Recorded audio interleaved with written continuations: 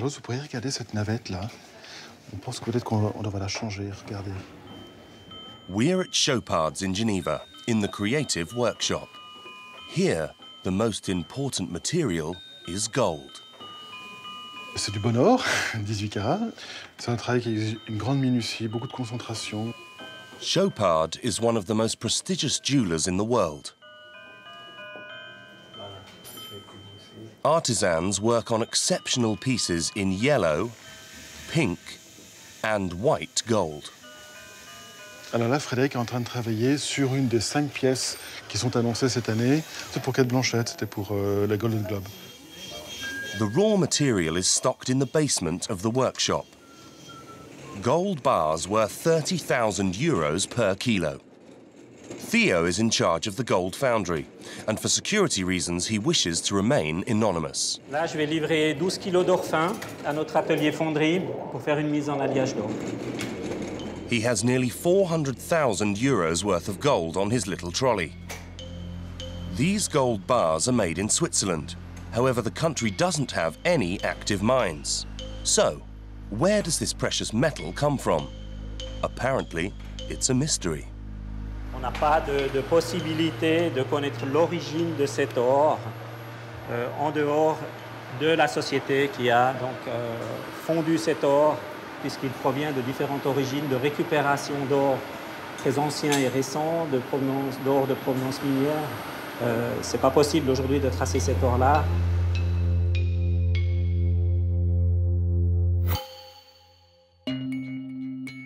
A symbol of luxury, glamour and wealth, gold is the stuff dreams are made of.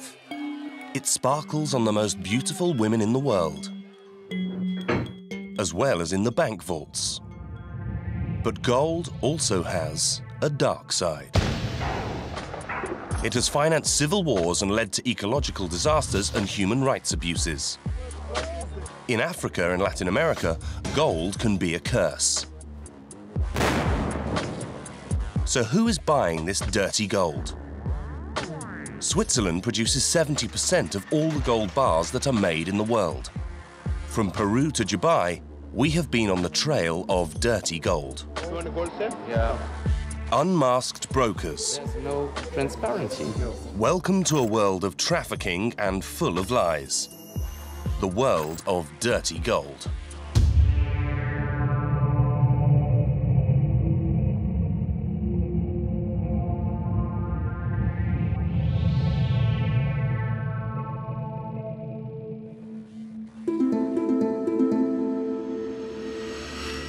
What does gold mining look like? To get an idea, we're going to Peru, specifically the Madre de Dios region in the east of the country. In the heart of the Amazonian forests, there has been a gold rush going on for the last 40 years. 40,000 miners have come to try and find their fortune.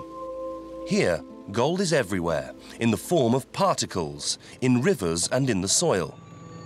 It is clumsily mined, most of the time illegally, by thousands of gold washers. Umberto meets with us in the middle of the jungle. He has been operating a small family mine for 14 years now. He has 5 employees working for him. The gold diggers pump the earth at the bottom of this artificial pond to extract the maximum possible amount of ore. With just some pipes and a motor, their methods are very rudimentary. Se cuya, de ahí queda la arena negra. En arena negra está el oro. No, es el método tradicional, ¿no? A traditional method that uses mercury, a highly toxic metal, to separate the gold from the silt. According to international regulations, mercury should only be used under special conditions in secure factories. Es 1 gramo de oro por 2 de mercurio. Lo mezclas. El mercurio atrapa el oro. Después se exprime y te queda mercurio con oro. Eso se va a la retorta.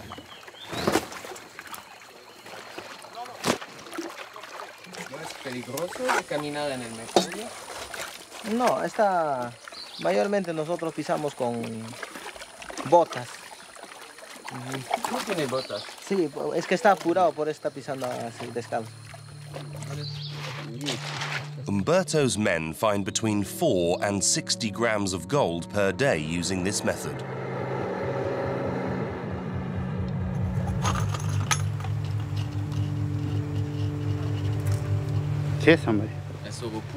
The mercury that is used for extracting the gold should be collected in protective drums and then specially treated.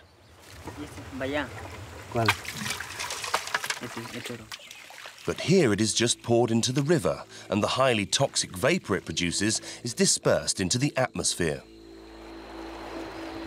It is estimated that each year more than 50 tons of mercury are released here. There are thousands of small mines like Umberto's in the region, and the consequences of this are stark to see. An area the size of Bangkok, that is 1,500 square kilometers of forest, have been destroyed and the soil contaminated. The state has been trying to halt the environmental devastation from gold mining for the past 2 years. Authorities have forbidden any mining along the country's rivers, which has almost led to a civil war breaking out between the army and the miners.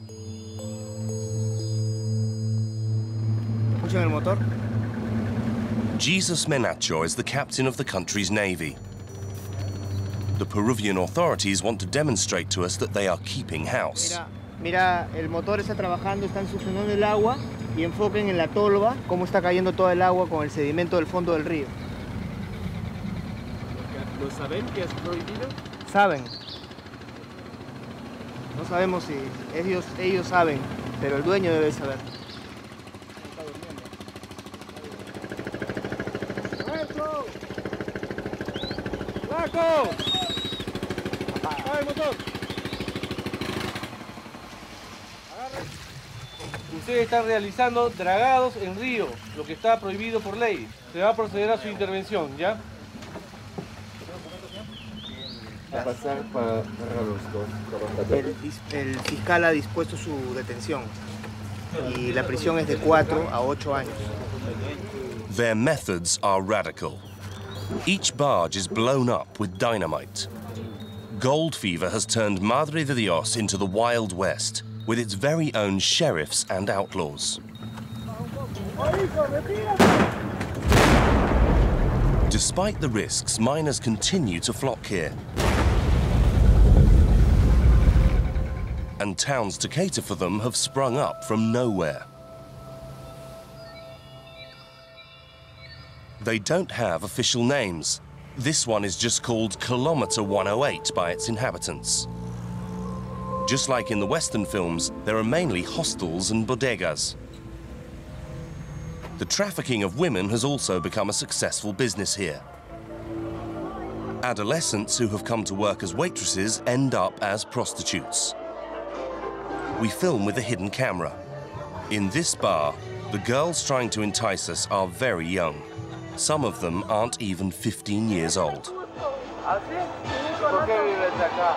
Yo vengo a trabajar por acá. Yo trabajo vendiendo la cerveza. Y gano un poco más que en Her invitation is clear. There is no doubt as to its meaning. 50 kilometers away, a man has agreed to meet us. In this building, Oscar Guadalupe houses underage girls who have been rescued from these seedy bars. He estimates that in this region, more than 200 adolescent girls are being forced into prostitution. Like Juela, 14 years old, who comes from Ecuador. Or Rosa, who is 17 years old. Esta es mi habitación. La señora me dijo que no era un bar. Me dijo que era una chichería, que solo vendían chicha. ¿Te forzas a hacer cosas que no quieres? Sí. Es una historia frecuente, muy común. Les dicen a las chicas que vas a trabajar en una actividad, pero al final las fuerzan a hacer otras, ¿no? Y generalmente la actividad minera es una actividad de varones. Y los varones andan demandando licor y sexo como distracción, como diversión. Y sin darse cuenta, ponen en una situación irregular, en una situación de cosa, de mercancía a las personas.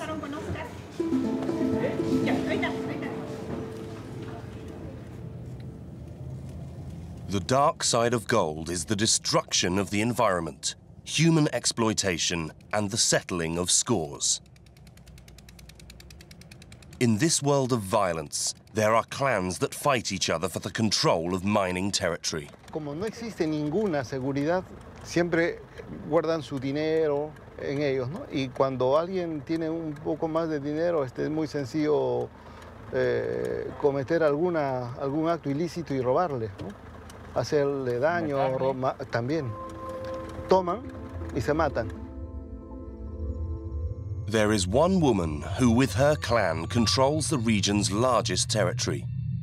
Her nickname is Goya. Here, everyone calls her the Gold Queen. This evil baroness regularly makes the front page of the newspapers, a kind of mafiosa in command of a colossal mining empire. Minería cuyo patrimonio ascendería a $30 millones mensuales por extracción. Today, her clan is being prosecuted by the Peru courts for illegal mining, money laundering, tax fraud, and arms trafficking. Goya never speaks in public.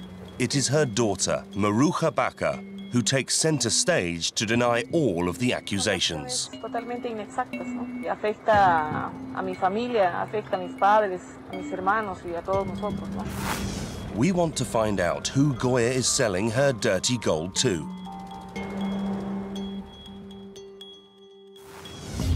In Lima, at the headquarters of El Comercio, the large daily national newspaper, a journalist has investigated the Gold Queen. He has made some astonishing discoveries about the destination of her gold. Entonces, pusimos la pista sobre quiénes recibían finalmente el oro de estas personas, ¿no? Llegamos a determinar que casi todo el mercado del oro se iba procedente de Madrid, llegaba a Ginebra y a Zúrich. Creo que desde los últimos 4 años se ha exportado media tonelada de oro a Suiza. A simple vista tú no podrías pensar que ella pues exporta tantas cantidades de oro a Suiza, ¿no? Half a ton equals 15 million euros. So how is this mafiosa able to sell all this gold in Switzerland, and who does she sell it to? Victor, a former policeman, knows where the Gold Queen lives, and we're going to attempt to meet her. She lives on the edge of Madre de Dios. Neither policemen nor journalists are welcome here, and Victor is nervous. No digas periodista, somos turistas. ¿Por qué? Y puta, te chancan la cámara, te golpean, te quitan eso y lo botan arriba. Son turistas que vienen a firmar aves, queremos firmar caimanes, esas cosas, no, nada más.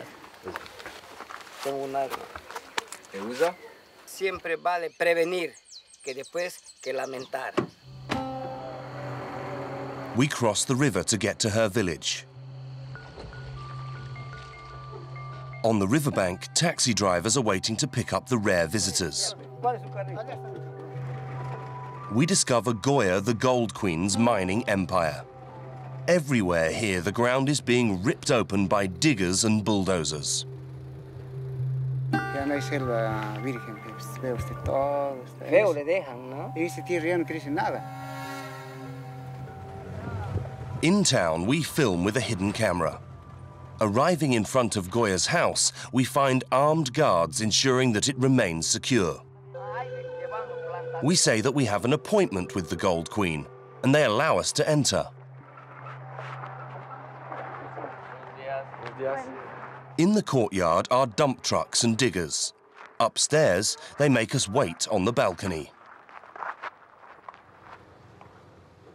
There is an unrestricted view over kilometers of mines, all owned by Goya. But the Gold Queen is not there. pasa? Sí, pero en el restaurante nos está esperando, pero yo no conozco el restaurante. ¿Cuál restaurante? Ahí tú nos va a decir. Vamos.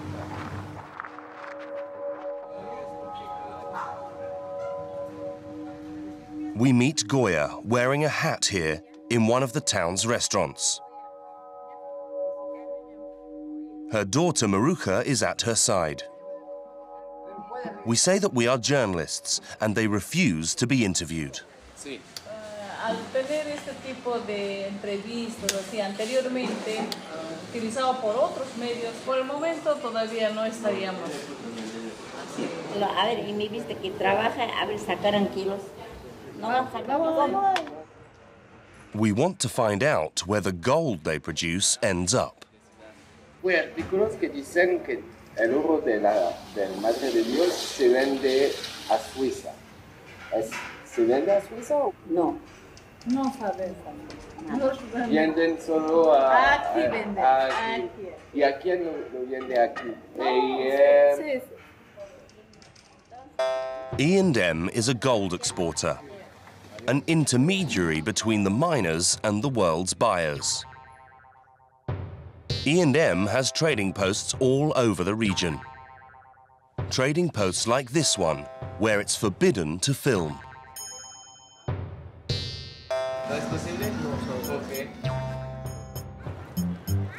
The El Comercio journalist has discovered that the company E&M, which sells Goya's gold, was established by the Gold Queen's own accountant.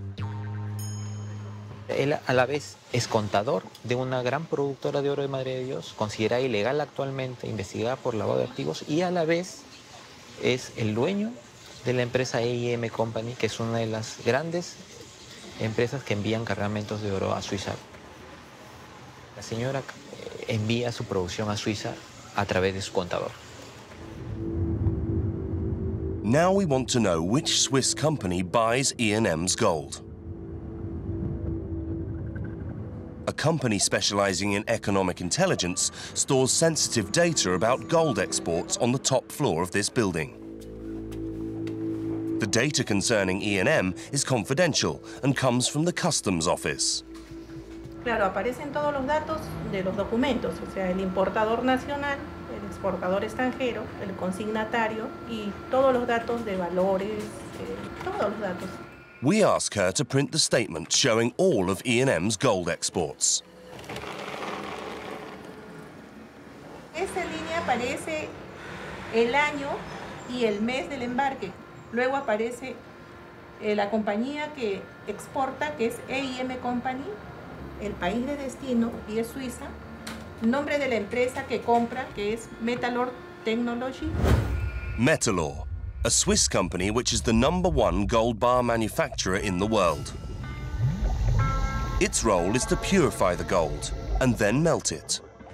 Basé en Suisse, depuis plus de 150 ans, notre histoire est commune à celle des métaux précieux.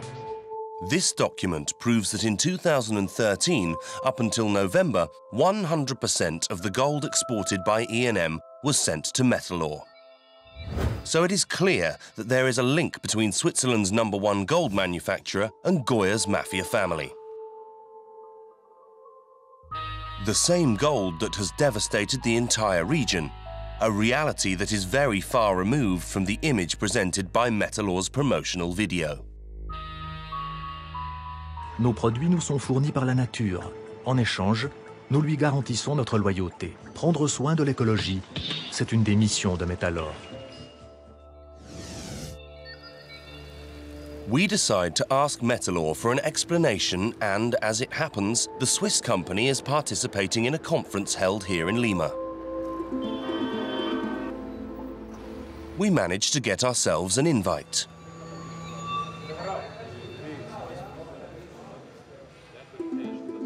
All the gold manufacturers have come here to defend their latest position, clean production. Janet McCarthy, the company's Group General Counsel, speaks on behalf of Metalor.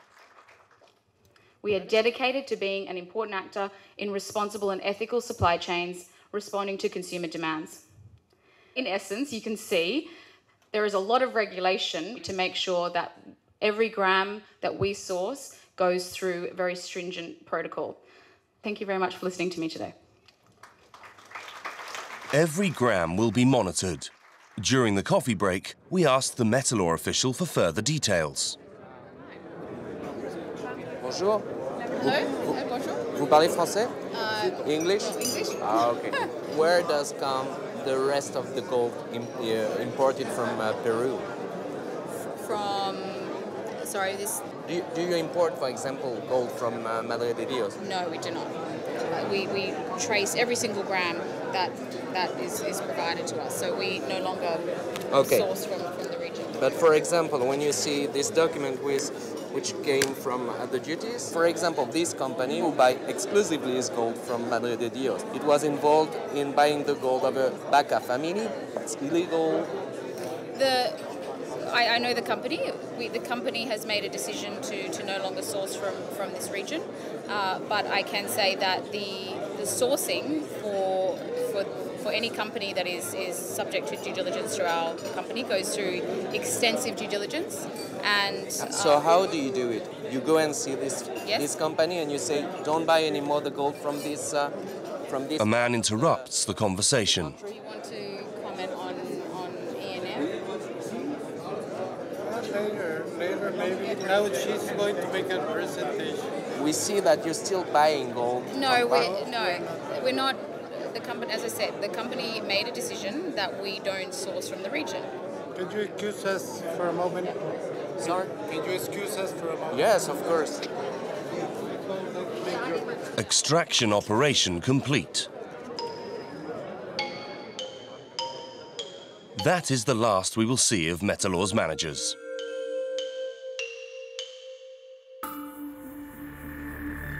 Back to Switzerland. Metalor is not alone in refining dirty gold, and there is an even more serious issue. The sector's other heavyweight, Argor, is accused of having violated a UN embargo by buying gold from a country in the grip of a civil war. The only available images of its factory are from this corporate film. Argor employs 250 members of staff here. The gold that they melt here comes from all over the world, and each year they process 400 tons of gold, with a value of 12 billion euros. American Kathy Austin wants to prove that Argor has knowingly melted gold from the Democratic Republic of the Congo, a country that's bloody civil war has tragically killed 6 million people since erupting in 1994. It's been dangerous on the ground in the Congo when I visited the mines. I've had to be concerned for my security because I'm snooping into the business of what these gold exporters are up to. Because you are talking about individuals and companies which are profiting in the millions of dollars, and my investigation is a threat to their business. In 2004, Kathy went to the Democratic Republic of the Congo for the first time. In this amateur footage, we see her investigating on behalf of the United Nations. At the time, the UN wanted to know how the rebels were financing their weapons purchases when the country was under embargo. To find out, Kathy focused on the gold mines held by armed groups in the Kivu region. She went there several times and was accompanied by a TV crew on one occasion. Here, the militia hold workers in a state of near slavery. In these mines' depths are tens of thousands of miners, often children, working without any safety measures for just $1 a day. Qu'est-ce que vous faites ici? On travaille. On cherche toujours là, ici. Les matières, ça passe toujours là. C'est quoi ça? What I witnessed was the way rebel groups took over mining areas and forced the local population to mine. They were recruiting child soldiers. There was a lot of rape that was going on in this area, and there were a lot of massacres. It's one of the reasons why I really wanted to look at just who was behind these rebel groups. Kathy wanted to follow the gold trail. She learned how the Congo rebels were able to bypass the UN embargo imposed on their country. Gold from Congo is secretly transported to Uganda on clandestine flights. Once there, it becomes Ugandan gold. A perfect laundering operation. The gold can now be sold officially on the world market. According to the UN, Argor melted 3 tons of this gold between 2004 and 2005. It is suspected of having violated the UN embargo and therefore indirectly financing the civil war. In Uganda, Kathy Austin continues her investigation. In 9 years, she has collected hundreds of documents. According to her, there is overwhelming proof against Argor.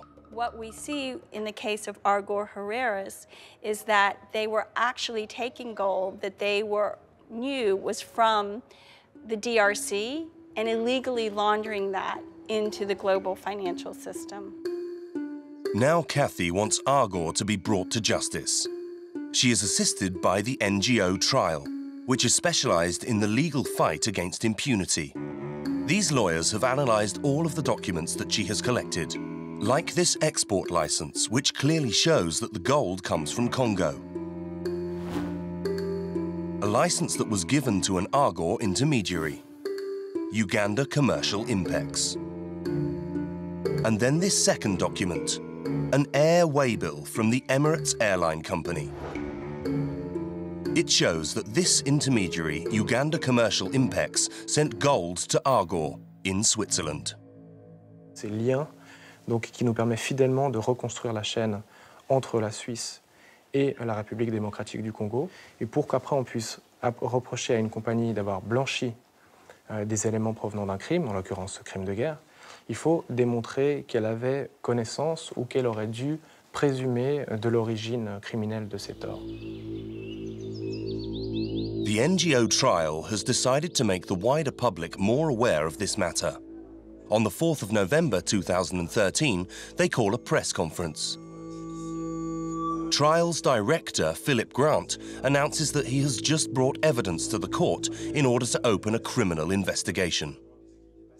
L'idée cet après-midi, c'est de vous présenter la dénonciation pénale qui a été introduite tout récemment contre l'entreprise Argor, l'une des plus grandes entreprises de raffinage d'or. And so that people can understand this trafficking, the NGO has prepared a short but rather dark animation on gold merchants. Je m'appelle Tony. Les mauvaises langues disent que je suis un pilleur, mais moi je préfère dire que je suis dans l'import-export. Mon terrain de jeu en ce moment, c'est l'Afrique. Dire qu'il y en a qui pensent que c'est le tiers-monde. La première étape, choisir le bon pays. Le mieux, un endroit en pleine guerre civile avec des factions rivales qui s'affrontent pour... on sait pas trop pourquoi. Là, il y a moyen pour moi de faire du business et pour elle d'acheter plus d'armes. C'est tout bénef. Bon, c'est bien beau l'or brut, mais ça se vend pas comme ça, les gros cailloux, surtout quand ils sont pas blanc-blanc. Facile, on envoie l'or aux entreprises de raffinage. Certaines vont transformer mon magot en joli lingot, tout beau, tout propre. Je te vois venir. Tu vas les accuser elles aussi d'être complices de pillage.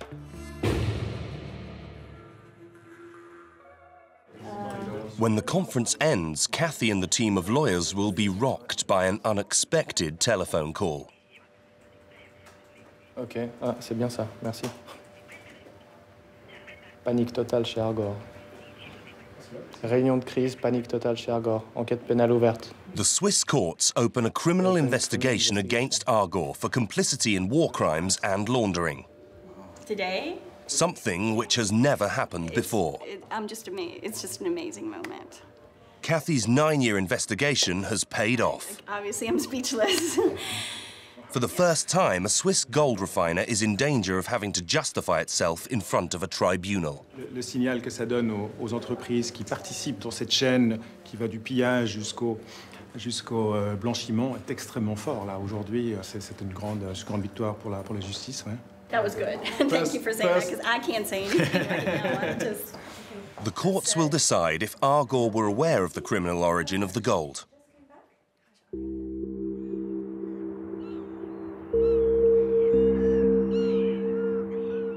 We have found a former executive from the company. He worked at Argor at the same time as these events. It's the first time that a manager from the gold refinery world agrees to talk to journalists. He refused to be filmed, but we were able to record our conversation. We show him the airway bill, which established the link between Argor and the Ugandan intermediary. Quand à Argor on voit ce document, on se pose pas une question? No, penso che quello Argor dovrebbe averlo visto. Penso che quello Argor dovrebbe averlo visto. Dopo ci può stare che magari dentro è chi, certo non chi era di produzione, probabilmente qualcuno finanziario. E che poi magari c'è stata troppa superficialità di non capire. Incompetence? Può darsi. Dico una cosa, non si mette a ridere. Nel settore dell'oro, a certi livelli, no? È come maneggiare patate. Mi ha capito? Dopo N anni che lei fa un lavoro e vede chili, quintali di chili che vanno, che vengono. È come maneggiare patate, hai capito?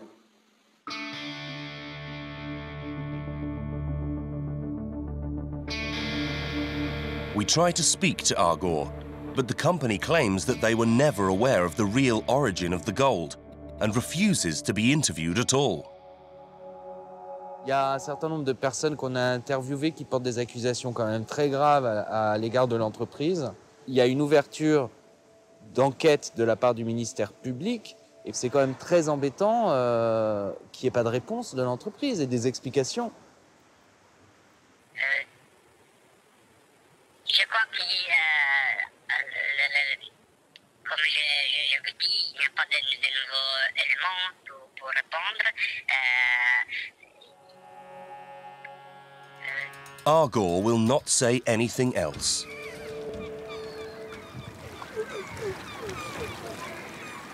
We meet with the activist Christoph Wiedmer. He has been denouncing the bad practices of the Swiss gold refiners for many years.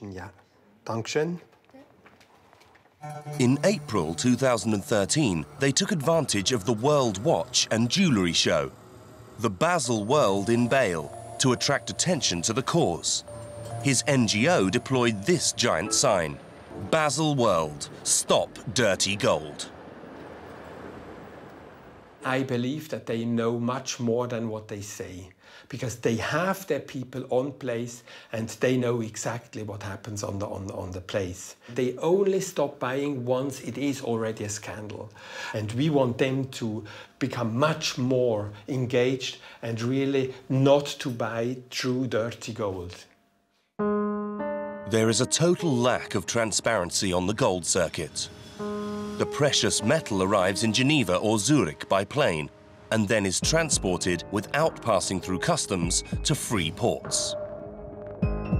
These highly secure, vast warehouses keep their doors closed to everyone. An extraterritorial zone where armoured vans come to collect the gold and transport it directly to the refineries. The production of the gold bars also lends itself to a lack of transparency, as this raw material comes from all four corners of the globe. A ring from Latin America, a gold tooth sold by a Russian dentist, a trafficked stolen bracelet, or nuggets from illegal mines. Everything ends up in the same furnace. And once melted, it is impossible to tell the clean gold and the dirty gold apart. Stamped made in Switzerland, it acquires a new virginity, a perfect laundering system. In Zurich, Egon von Greyers is an asset manager. His speciality? Gold bar investment. Hi, Johnny. Just on my way. I have gold bars of about 100,000 euros. In his case, the famous gold bars. These Swiss gold bars are so highly esteemed because they are the purest in the world. Here are two 1 kilo bars. They are worth around 30,000 euros. This is 4 nines, and these are 99.99% gold, which is the highest purity. Switzerland is the biggest producer in the world of these type of gold bars. Switzerland refines up to 70% of all gold in the world. People who invest in gold, they want to have Swiss bars. In times of recession, gold is a safe investment. Over 15 years, its price has risen sixfold, a windfall for Egan's customers. Even when the gold price went down last year, the buying was bigger than ever. Do your customers are concerned about the question of traceability? No. No, they don't care? Never. The customers never. We have not had a single customer who ever asked where the gold came. In Switzerland, no one asks questions about the gold's origin, and those who dare to do so take a big risk. Jean Ziegler, member of the UN Council of Human Rights, explains why to us. Le secret bancaire helvétique couvre aussi le traducteur. Quiconque viole le secret bancaire, donnerait une information à un journaliste ou à un juge étranger, etc., sur le mouvement de l'or, sur le sol suisse, eh bien, il est poursuivi d'office par le parquet. La fonderie n'a même pas besoin de porter plainte, de se constituer, etc., société civile ou autre, ou plaignante, d'office. Switzerland, gold and banks. It's an old story and one that has often been rife with scandals. Everything started at the beginning of the 20th century, when the big Swiss banks created gold refineries to produce their own gold bars. The objective was to attract the world's wealthy, who were looking to invest money in Switzerland. According to the University of Lausanne's historian, Sébastien Gilles, this system was devised from the outset with a view to seducing those who held dirty gold. Les banques suisses ont fait le choix de se positionner dans le marché international du blanchiment d'argent. Et de ce point de vue-là, occuper une fonction de plaque tournante dans le domaine de l'or est extrêmement importante. C'est un choix délibéré des milieux bancaires suisses, suivis des milieux gouvernementaux suisses, de se positionner dans ce créneau. During the Second World War, the Swiss banks melted gold looted by the Nazis in Europe, notably from the Jewish Holocaust victims. Jewels, belongings, even going so far as melting teeth from corpses. In the 1980s, the Swiss banking state set about bypassing the embargo on gold from the apartheid regime in South Africa. Il va y avoir des arrangements négociés entre l'État, plus précisément l'administration fédérale des douanes et les banques, pour dissimuler les achats d'or opérés en Afrique du Sud dans les statistiques suisses. The current controversy surrounding Argor and Metalor are just the latest episodes in the scandalous story of gold in Switzerland. For 6 months, we have been requesting interviews with the government and its administration on this topic without success. To try and meet with them, we will take advantage of the opening of the World Watch and Jewellery Fair at Bâle, the country's third largest industry, 18 billion euros in exports. The former president of the Confederation and the current defence minister, Gilles Maurer, will open the event. We shout our questions to him. Monsieur Maurer, je suis de la télévision française Canal+. Je peux vous poser une question? Je pense question engagée là. Ah, après, merci. On a fait une enquête où on remonte les filières d'or, et notamment les filières d'or illégales, et on a découvert que beaucoup de cet or venait en Suisse. C'est l'industrie qui est responsable ou l'État qui protège l'industrie? Je pense que c'est une collaboration entre les deux. Donc l'État protège? Ouais, protège l'industrie? Oui, ça c'est nécessaire. Et c'est pas gênant que l'or du sang arrive en Suisse? L'or du crime, l'or de la guerre? On peut faire tout ce qui est possible, mais je ne pense pas qu'il est possible pour avoir une... On a vraiment le sentiment que l'État protège l'industrie qui va chercher de l'or illégal aux quatre coins de la planète. C'est particulier. Non, on ne peut pas dire ça, absolument pas. On l'a constaté, nous, on a été au Pérou, on a raconté l'histoire. Argor, aujourd'hui, a un procès. Il y a une enquête. C'est votre impression, mais ce n'est pas la réalité. Argor, il y a bien une enquête pénale contre Argor. Non. Oui, alors... Faced with difficult questions, his entourage put an end to the interview. We asked these questions again at the Harry Winston stand, the luxury brand of the Swatch Group, run by Naila Hayek. C'est une montre en or, madame? Oui, Harry Winston a seulement des montres en or. Sont tout en or. Oui. De l'or propre? Oui. Oui, certainement. On a seulement de l'or propre. Vous trouvez de l'or sale? Non, il veut pas de l'or sale. De l'or du conflit, de l'or du sang. Vous pouvez le garantir? Pas. Non, écoutez, vous pouvez jamais garantir 100% que l'or, on l'achète aussi à la banque. Alors, vous demandez les banques s'ils peuvent garantir. On a remonté les filières qui arrivent jusqu'à Métalor, Argor, qui sont, je pense, vos fournisseurs. Ouais. Vous me laissez un peu présenter, monsieur Moore. Merci. The senior official in Switzerland who is tasked with improving the transparency of the gold industry is this man, Hans-Peter Egler. We speak to him. There's no transparency. Actually, I mean, you have, it depends what transparency you're... For example, you can ask the refiners to say who they buy from the gold. Then you can check. Someone can check. The NGO can't check. The journalists can't check. The government? No, the government can't check. So nobody checking. So we have to trust the companies.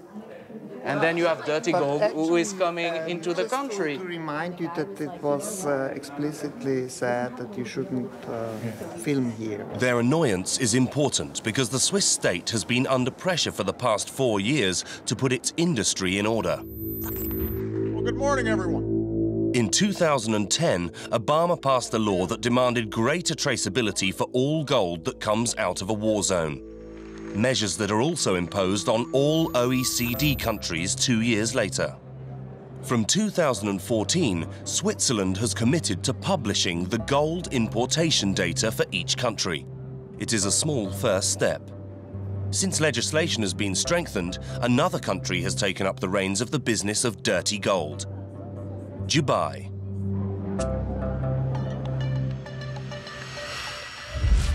We leave for this small emirate of the Arab Peninsula. A few years ago, the city became the second most important place in the world for the gold market.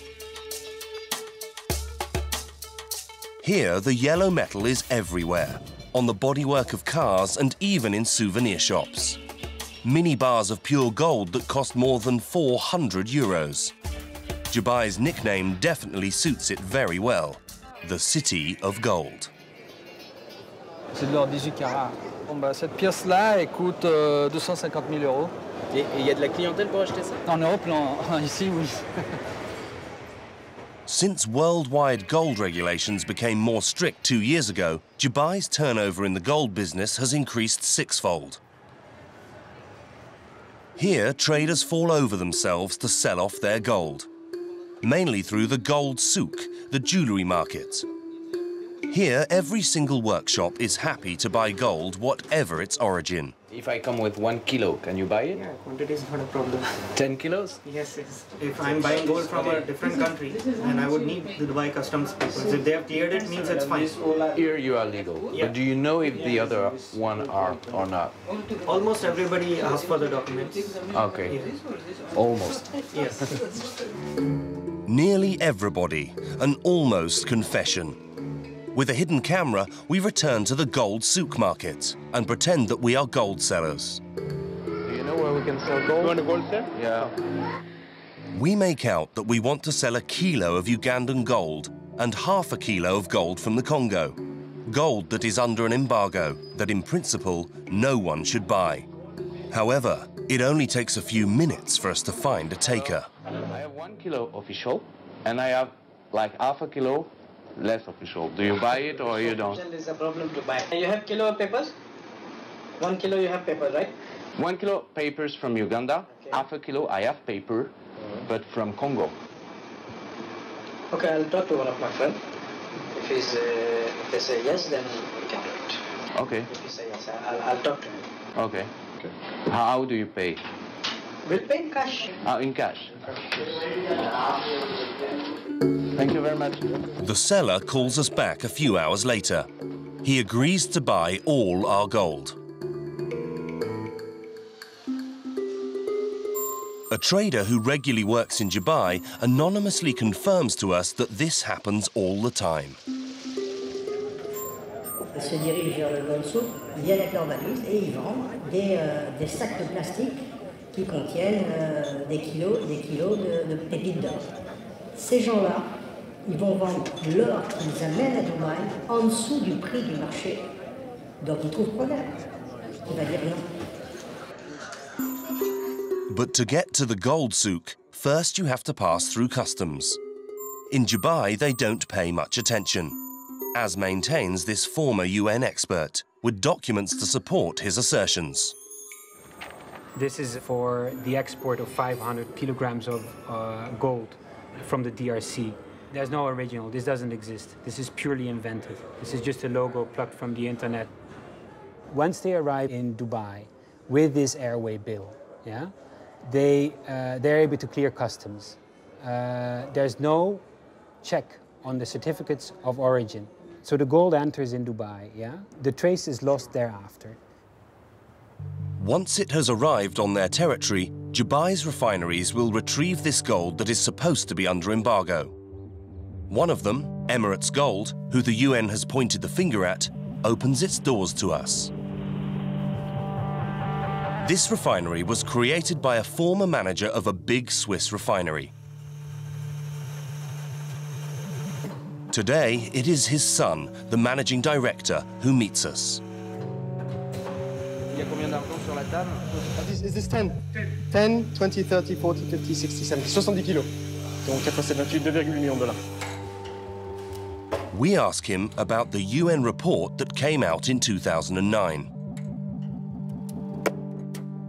You bought gold from Congo. No. You've been in a report of UN, I think, in 2009. That was much before that, I think. 2007, maybe 2008. For gold bought in 2007, 2008. I don't think it was Congo either, so maybe you should check your facts. You bought from Uganda, but it been by the monitoring group for Congo wrote that you bought from Uganda, that bought from Congo, and that you knew. It's always tricky. I think the supply chain for gold is become clearer and clearer, I think, over the years.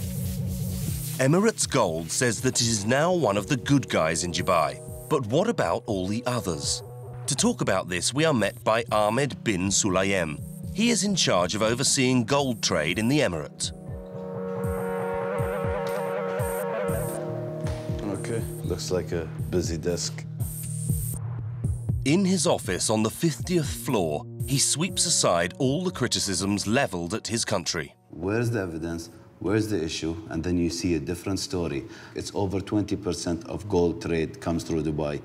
Today, we're the ones who are laughing, not the critics. And we're not only moving forward from $12 billion of gold trade to 2011, it reached 55 billion, and the official numbers are 70 billion. There are different challenges in Europe with the economic situation and the new rules that are coming out, and Dubai is a haven for business-friendly environment. A haven. In the world of gold, these refineries are where all the incriminating traces disappear. And on this very day in Dubai, Ahmed bin Sulayem is unveiling the building site of what will become the world's largest refinery. Ahmed, ترى 24 كارات هذا 24 كارت؟ لأنك أنت قلت 24 طارق معناته مش 24. لا أوكي. The ground is broken for a factory of 15,000 square meters that is expected to produce 1,400 tons of gold bars per year. The demand and the business in Dubai has growing so far that justifies building the largest gold refinery in the world. What does it mean? The gold business is now in Dubai worldwide? Time will tell. We're on the top 3 anyways. Today, gold bars made in Dubai flood the market. 20% even leave directly for Switzerland and bring with them the risk that dirty gold will enter the country once again.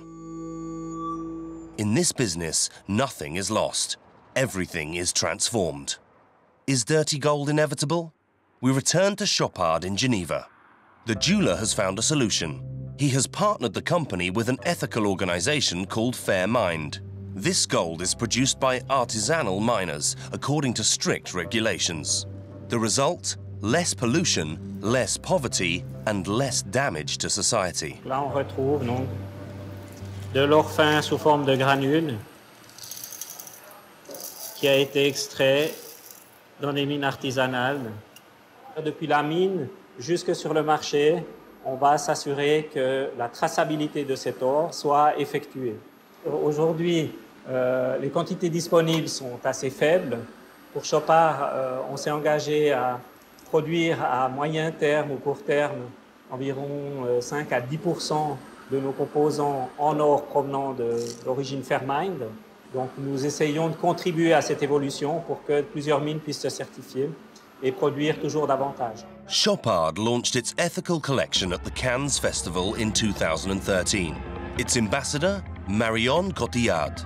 Up until now, only a few pieces of outrageously expensive jewellery have been produced. It is a drop in the ocean. But the initiative has since been followed by other brands, such as Cartier. The luxury industry has understood that very soon the dirty gold scandal could cost them dearly.